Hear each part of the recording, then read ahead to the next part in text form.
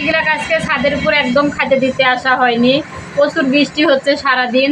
তো এখন বৃষ্টির একটু কমছে, তো দেখেন আমার মুরগির জন্য ভাত আনেছি। আমার মুরগি আবার অন্য কিছু খায় না, চাল দিলেও খায় না, ধান দিলেও খায় না, তো ভাত নিয়ে আসছি। তা আসেন দেখেন আমার মুরগিগুলো কি অবস্থাটা আছে।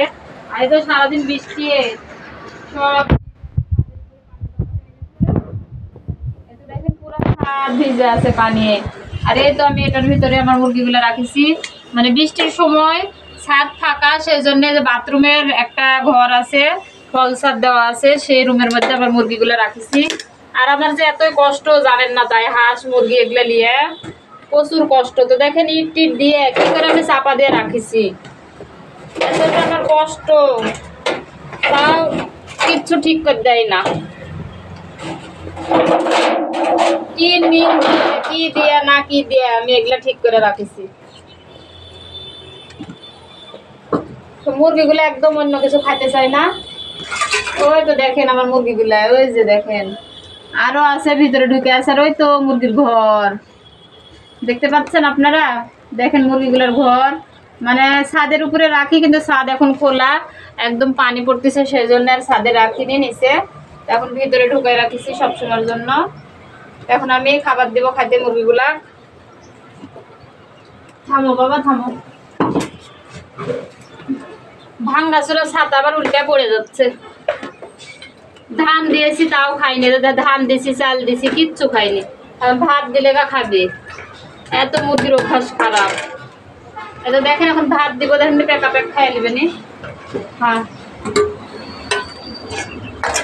দেখেন দেখেন দেখেন ভাত দিয়েছি তখন কি সুন্দর করে খাবে, দেখেন এত সুন্দর করে ভাত খায়, কিন্তু অন্য জিনিস দিলে আর খায় না। তো যাই হোক, ভাতটাও তো খাচ্ছে, সমস্যা নাই। তো দোয়া করবেন আমাদের ভাঙ্গাচুরা বাড়ি যেন আমরা ঠিক করতে পারি।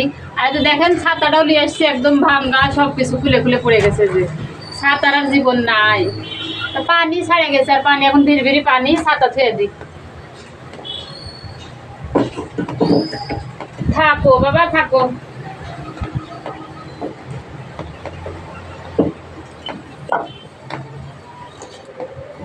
এখন আবার 3 মিনিট দিয়ে এখন চাপা ঝুঁকি দিয়ে ঝামেলা। টিন না দিলে আবার পানি ভিতরে যায়, মুরগি আবার সব ভিজে যায়। টায়ার মায়ের দিয়ে কি না কি দিয়ে চাপা দিয়ে তুই করিস না, থাম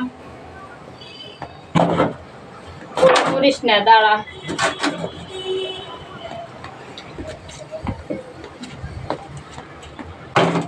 এই তো দেখেন আমার মুরগির ঘর, এভাবে আপাতত মুরগিগুলো রাখছি। ভবিষ্যতে দেখি উপরে টিন দিব, তারপরে সবকিছু ঠিক করবো। তো সবাই ভালো থাকবেন, আল্লাহ হাফেজ।